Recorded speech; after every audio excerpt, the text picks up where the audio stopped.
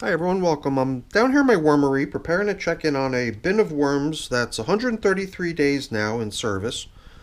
It's presumably red wiggler worms, but I don't know. They're worms that came in when I transformed outdoor worm bag version 6.0 to an indoor population. That's these little guys right here. They've been fed 11 times now since they've been living in this bin, and that last check-in came 2 weeks ago.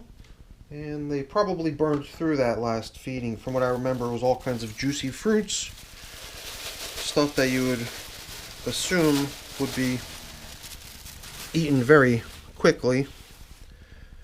And well, the stuff they're getting today, and it's quite a bit considering it's only one bin that we're feeding here.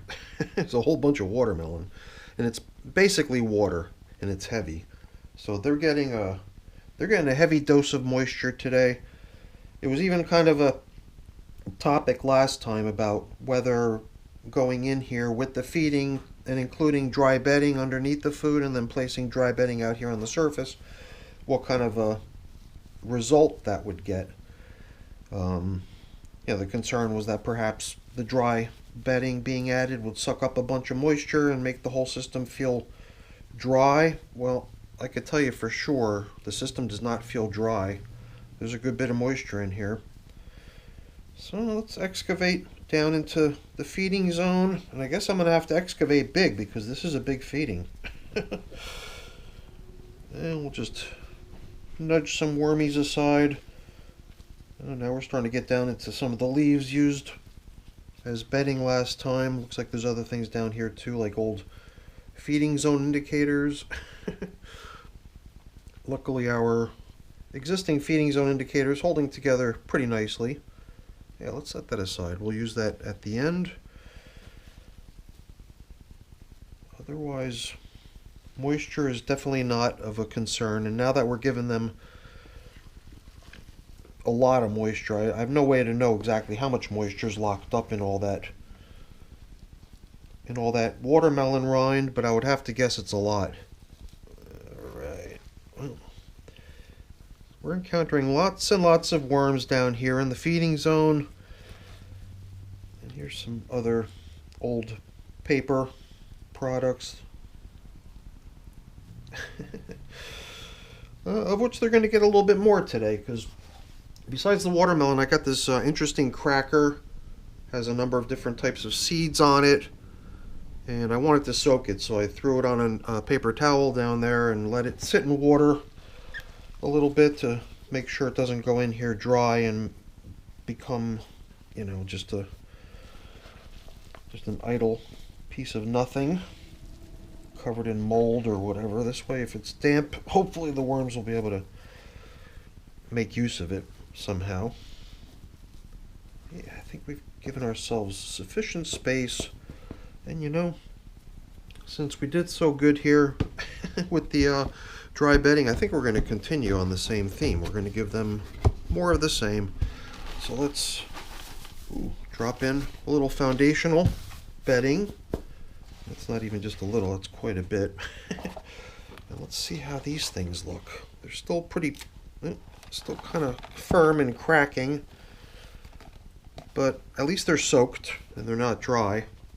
Hopefully that works, but don't forget we're piling cups and cups and cups worth of fluid on top of it in the form of frozen watermelon rind.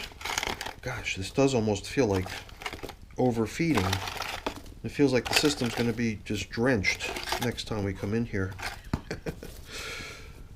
And you know what? I'm not too worried about it. I was going to give them coffee too, but I mean, this feeding seems so huge. I don't know.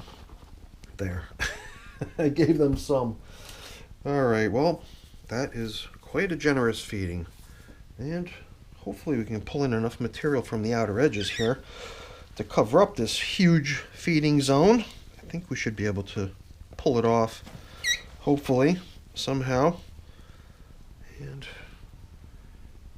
something like that piece of paper, now that it's resting right on top of a bunch of watermelon, I think is going to get trashed, hopefully.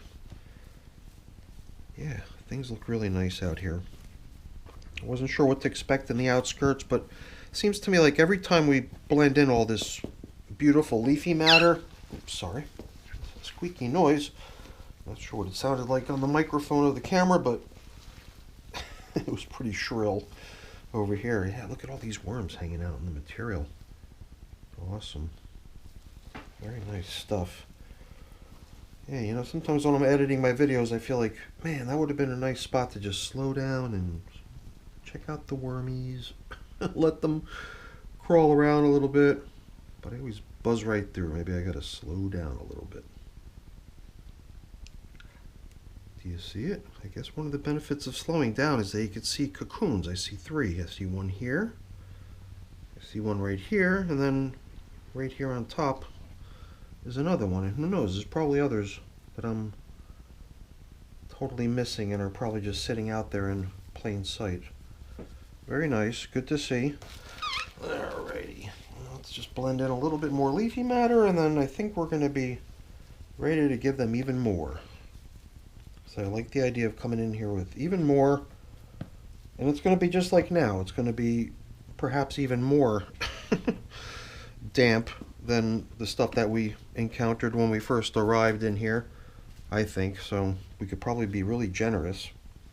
Yeah, you know, why don't we do just that? Once those cocoons start hatching, we got baby worms. We're going to need some extra space for those little guys to hang out in, and all that moisture coming out of that melon might as well go into leaves. And pretty much brings us to the end of what's in the box. But that's just about perfect, I think, as far as a top covering. I even thought about possibly putting the plastic covers back on in such a way that it would allow for a little bit of breathability around the edges. Maybe, I don't know, we could try it on for size. I have a feeling we're going to have way more moisture in here than we need. So giving it a chance to breathe and leave might be a good idea. But not right down in the middle. Right down in the middle, let it be super damp. And a crazy worm party. Hopefully they enjoy it. I think they will. I mean, for them it's possibly even more the moisture that's going to be of interest, not so much the food, because the food, well, it's delicious too. Believe me, it is, because I ate that melon and it was delicious. So that pretty much just brings us to the end of this check-in with the now 133-day-old worm bin, getting feeding number, what was it, 12? Yeah, I think they're doing quite nicely. So I've got a couple things to take care of getting cleaned up and put away here. But before I go really quick, let me just say thank you. Thank you so much for watching. Hopefully you enjoyed the video. If you did, as always, please don't forget to leave me a quick thumbs up before you. That's always really appreciated. And if you haven't done so already, please also consider subscribing to the channel. That's very much appreciated as well. All right, everyone, have a great day. Thanks for watching. Bye now.